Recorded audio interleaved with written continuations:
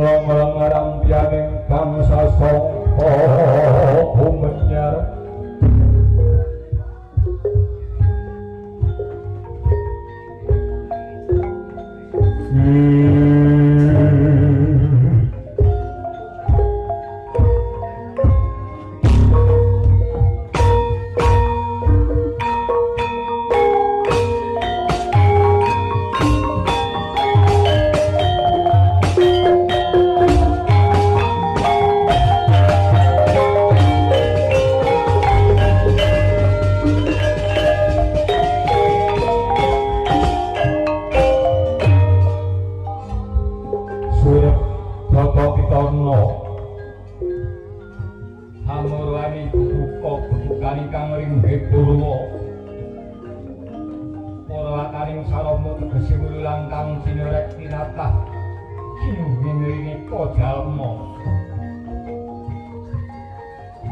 Salmonira para wali mangolah rengagama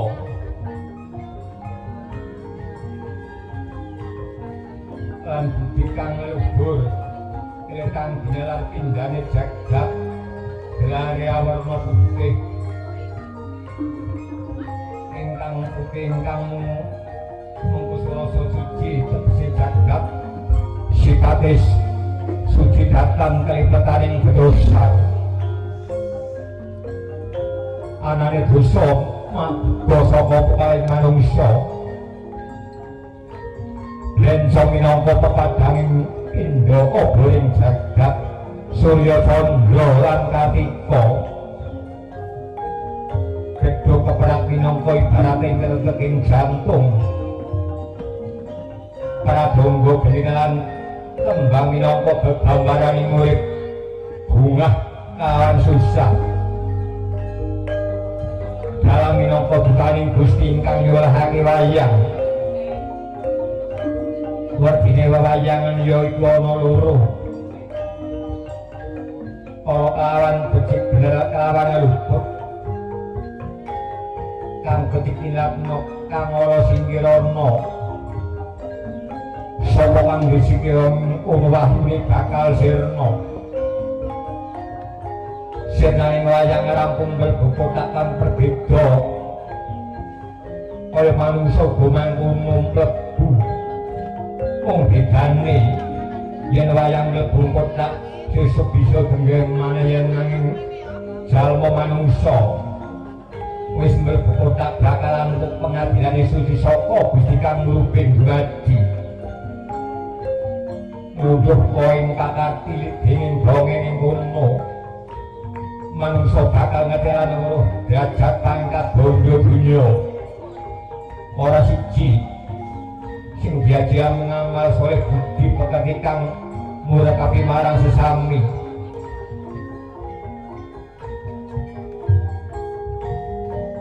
anenggih pundi ingkang minangka bukaning jinarita rambyang-rambyang jagat wetan moyo-moyo jagat yen saya dudute janing surya candra lan garu lan katika dudute janing pendhita kang Ladyana Subrata lah kok gularing negara Ngamarta yo negara Indraprasta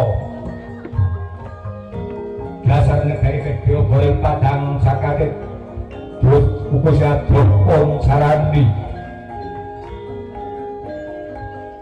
bebasan ikan salah kemanggung ingkang kebisa multimun boten kabing tanah Jawi Piwolo senajan tanah sabrang kata ingkang sumawita karena binang dari ngajurit wong kayuyun marang poyani kau tampang sabenerika mangsa sebul bukti dondong pengareng-areng kene raja kene guru bakal guru dadi kinarya panungkul sinten mangkang asta pusarane ngadili praja Ngamarta wis ana pilah-pilahane dhewe kethek prakosa dewa wisik lamun pendhita berharap lamun ratu menang jejuluk kewan gaib Kosi Agung wonten negari Ngamarta menika warnane Sang Prabu Yustinira Garwa Kusuma ijazah pating Narendra Ngamarta prasasat Sang Hyang Bathara ngejwantah kadadaning para widodari sinten kang lenggah tata kaliyan Narendra Ngamarta Narendra Indrati Prabu Sri Bathara Kresna ya Padmanaba ya Wisnumurti Wisnu Swantah datang kasmarang sholat kribaning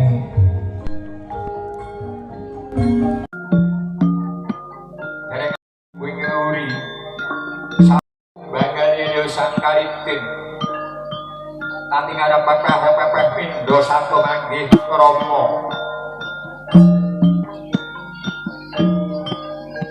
sinten mungguing ayun menika Narendra Mandura jejuluk Sri Maha Prabu Baladewa ya paprasana ya Sang Resi Jaladara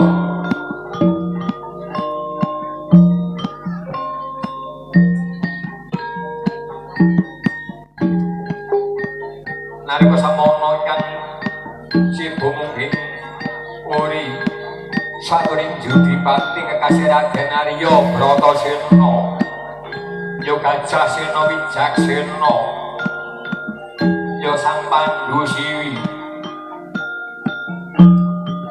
jatan kanggon sibaing ungging uri saturis sawet jajar alah saturing bumira tau kekasih Raden Nangula Dalasadewa nalika samono Sang Nata ingkang penggalih Indra Surya kalih-kalingan midha wit menggalaken babagan ingkang badhe dipun tawedharaken Narendra Ngamarta muja asmaraning Ndara ingkang gareng kaos ing lati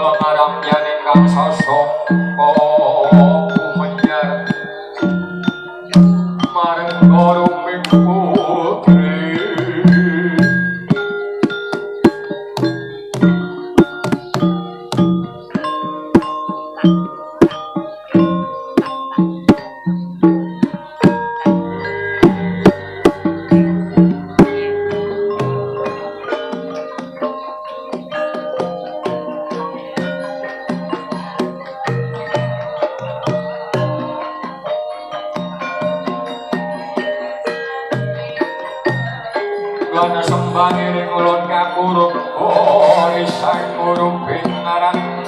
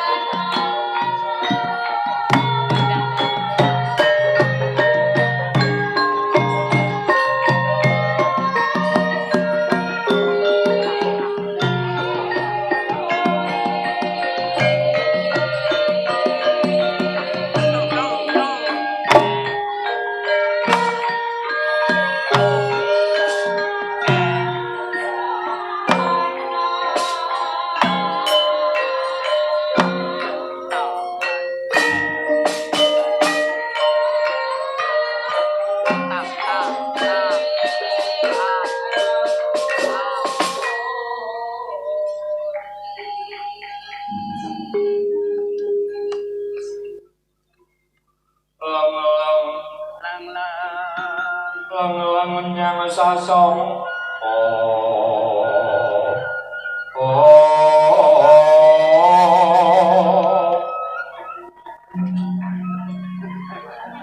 wayah yo lagyo sumara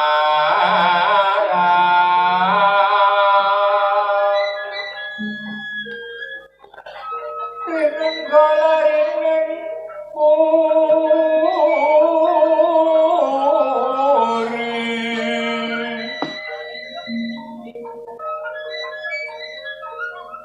Yogyono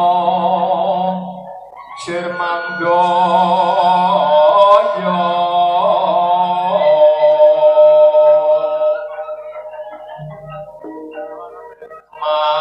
Mandoyo Sekaring Isma Jalatri kapitaning Surya dening Wangkawa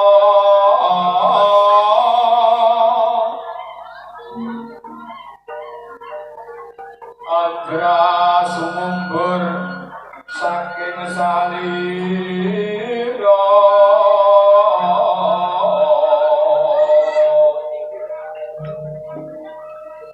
Risang sekaring nalendra lila-lila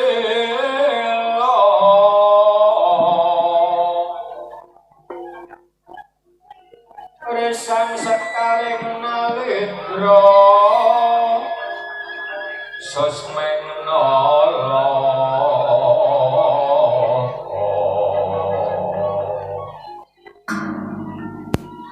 arum sabya asmara dewa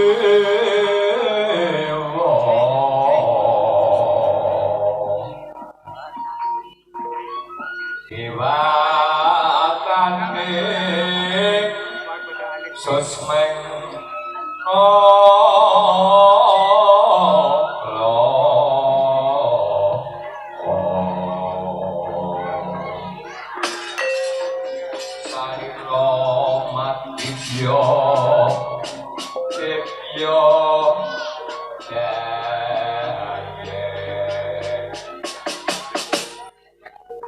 Sanata ngandika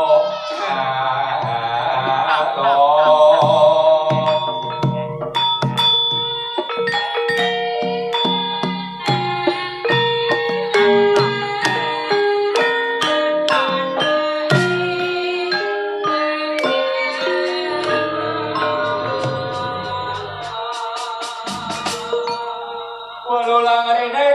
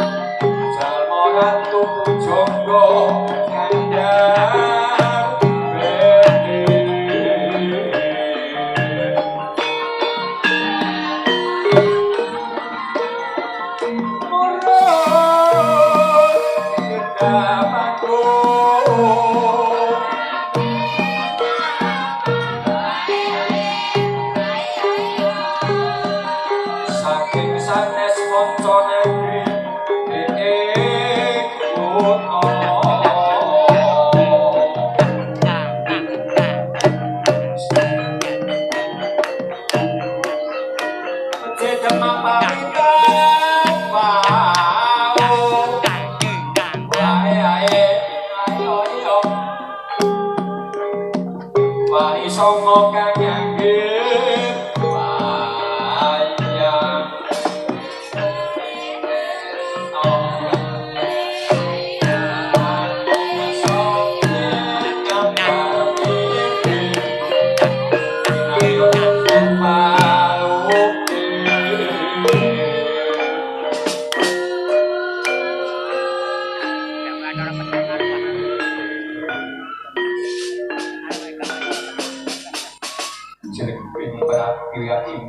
kosong cek bulan itu betul cek bulan pagi itu orang ngambil nongkrong kayunan sun saku balik projo di kamar itu mangkit dengan pokok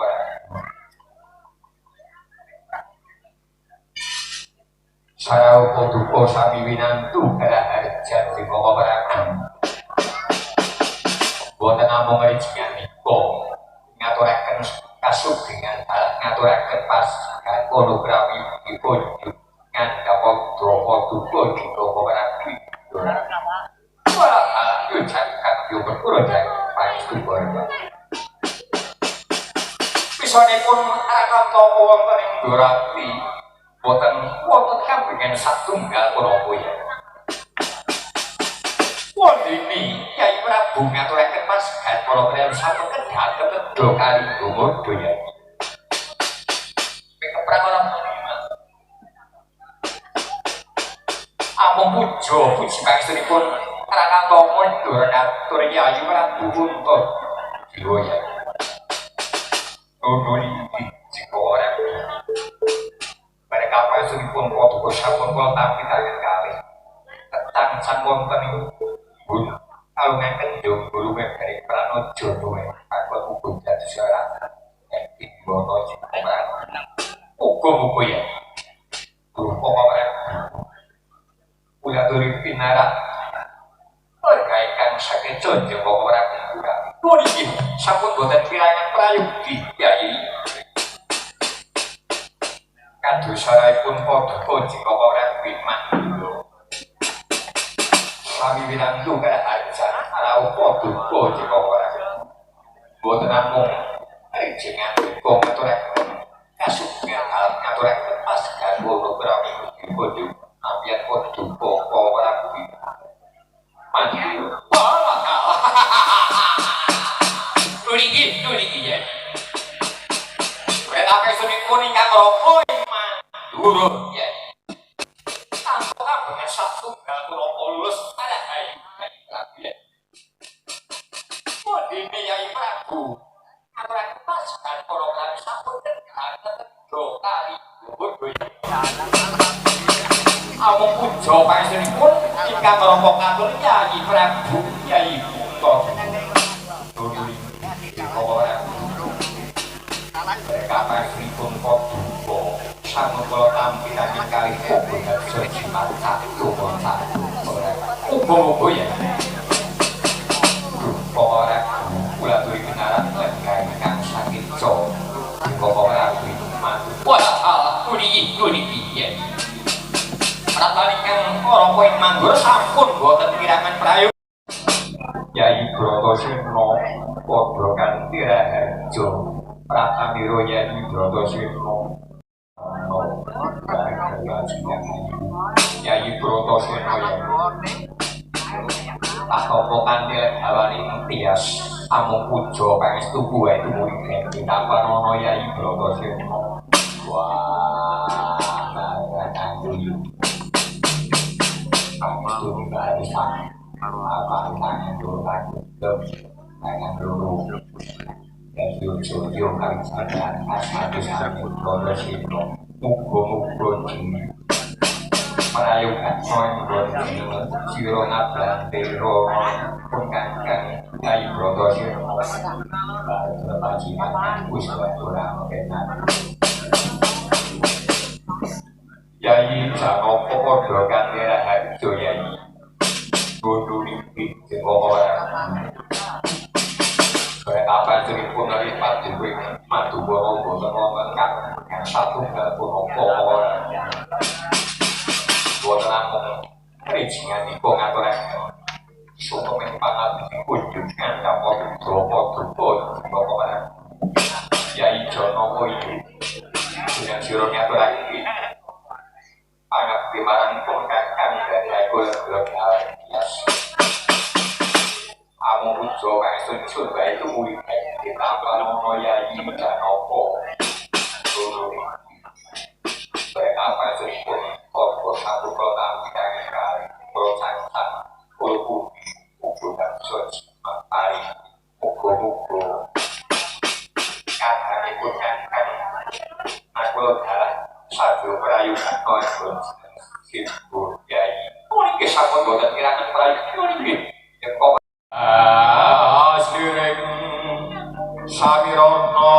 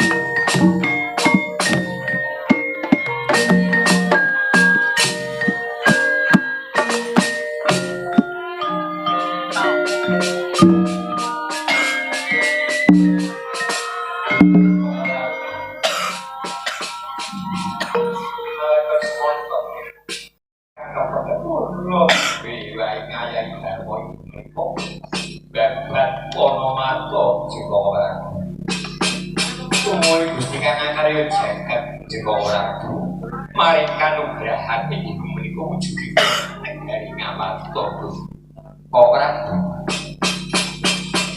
ajeng ingkang ngarayi ngarawaken paduka jalaran kula badhe ngaturaken muji syukur dhateng Gusti Kang Karya jagat bilih dinten sapunika kula badhe muji syukur dhateng Gusti Kang Karya jagat kula badhe ngawontenaken pasang sesaji Raja Surya Jemawar lajeng sesaji Raja Surya menika prayogane ingkang kados pundi kula nyuwun pangandikanipun paduka Jengkapa Prabu Kapa Prabu Jora alam jagat Bathara jagat pangestu nggone nuniki yai paduka menika nampi kanugrahane Gusti Kang Karya jagat inggih menika wujud negari Ngamato nggih negari Bharatastaya paduka badhe ngawontenaken pasang sesaji Raja Surya Yai Prabu sesaji menika tegesipun sejen raja menika Ratu Surya menika agung ya wonten sanes ingkang ngawontenaken sesaji Raja Surya menika paduka Yai Prabu Yai miturut keteranganipun ingkang raka sahipun masang sesaji Raja Surya satunggal tegak ngawontenaken sesaji nggih menika Palawija Pala kesimpan lan Pala sagedhapipun isining jagat menika kangge sesaji lan jangkepe kanggo kalih Yai sahipun pasang sesaji Raja Surya menika kedah dipun lambari ingkang dados seksinipun kedah 100 ingkang nalendra ingkang sami lega manahipun kedah tepak asmana saipun lajeng kaping 3 menika kedah dipun sarajuki menika pendhita Genggara Tapane cacahipun 7 ya sejenipun kedah menika sampun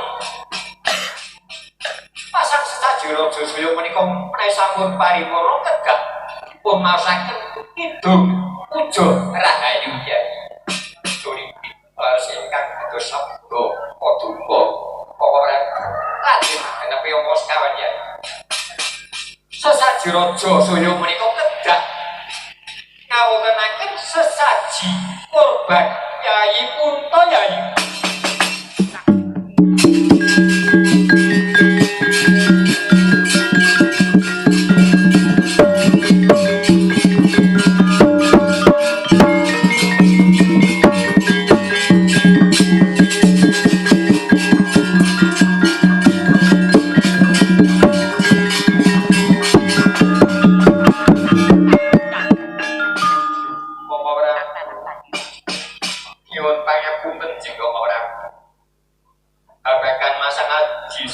Raja Surya manahipun seksaeni para nalendra kathahipun menika 100 kadosipun kula gadah memeter langkung kathah Jengkapa Prabu umuripun seksaeni dening pendhita cacahipun 7 kedah maos kidung puja rahayu lan cakeping 3 kedah wontenaken sesaji kurban duh Kapa Prabu dosa punapa ingkang ngarahi ing atase kurban dimulya cikan-cikan kaliyan badanipun tiyang santes Jengkapa Prabu manawi badhe ngawontenaken sesaji kurban kula badhe pesasang sesaji Raja Surya kula gatelaken kemawon duh Kapa Prabu mangke rumiyin ya babagan pasang sesaji Raja Surya kedah dipun wontenaken sesaji kurban menika kurbanipun nalendra ingkang boten manembah dhateng Gusti Kang Karya jagat menika satunggaling nalendra Megara Prabu Jarasandra menika kawontenaken sesaji Rudra menika sampun bekakan ratu-ratu ratu sampun dipun pakunjan wonten Bedha Pojok negari Magodo inggih negari Giri Bajra. Sasaipun menika 100 irang cakep top 3. Lajeng ratu menika badhe dipun tigas gunipun setunggal boten setunggal kangge paringan kedaharan kalian Sang Hyang Bathara Kala ya. Pambesanipun padha ngawontenaken sesajipun Bathara Sandha menika majahipun ratu setunggal nanging nguripi ratu sangang dasa sanga cacahipun Yai. Manawi kados mekaten kula boten badhe ngawontenaken saji kurban Duka Prabu. Wah.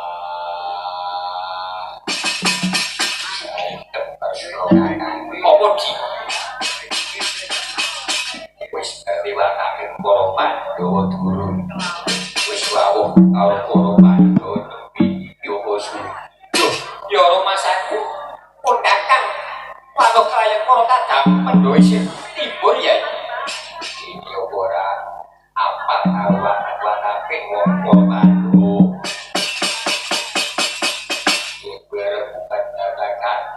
Cinta lan rasa dengan kanca dunya rebukono karo bareng mesti dheweke gantung yo ya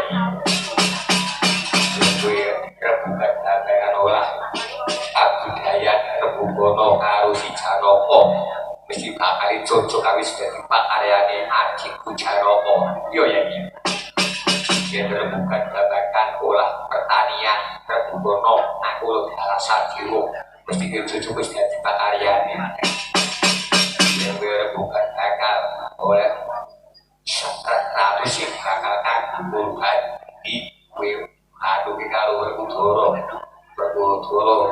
ora bakal ngumpul sejagat monggo bisa sabar ya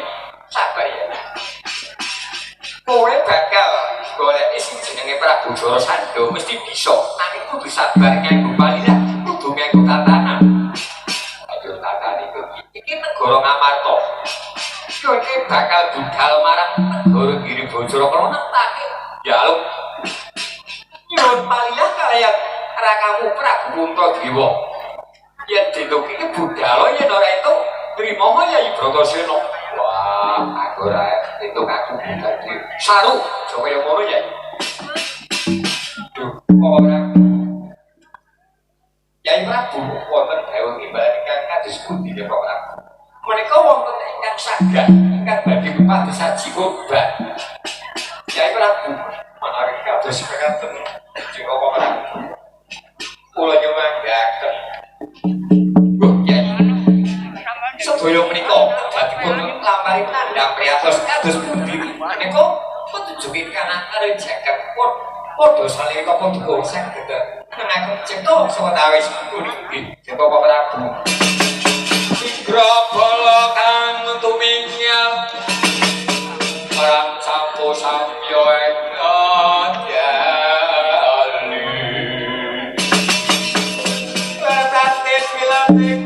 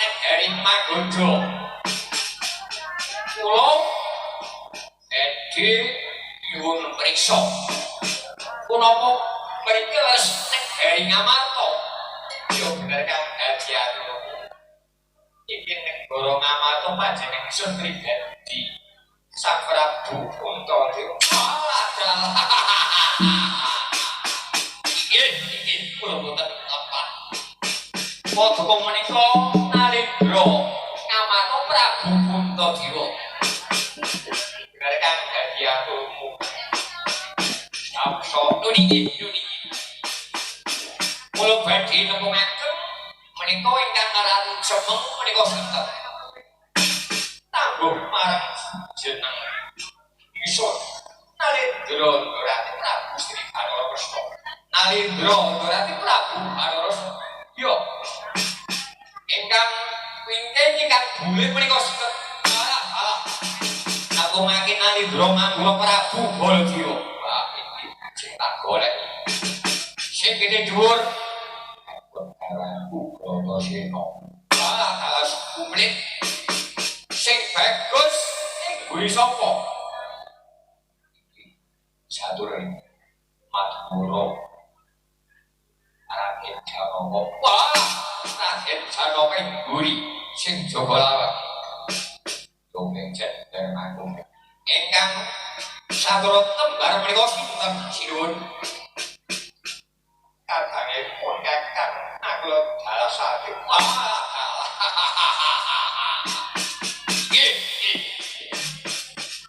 negari Ngamarta menika negari kang sampun kondhang karupa.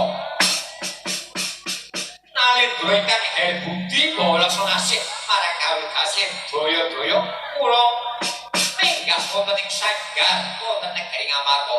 Menika ingkang hubungan menika sinten? Tangguh marang piti bangsane rombongane Sinden. Sinden rada ayu-ayu.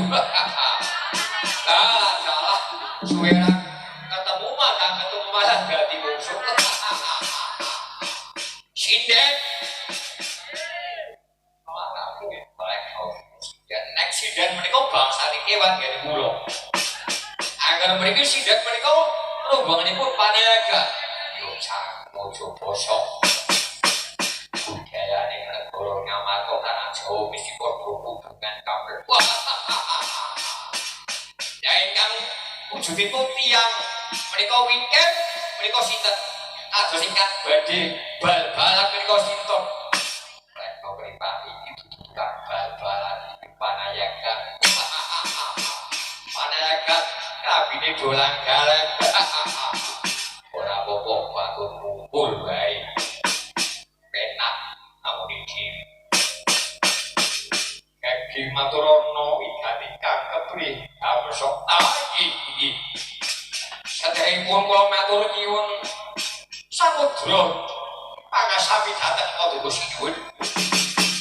Yen lewat dinten Sabtu punika Gusti kula Prabu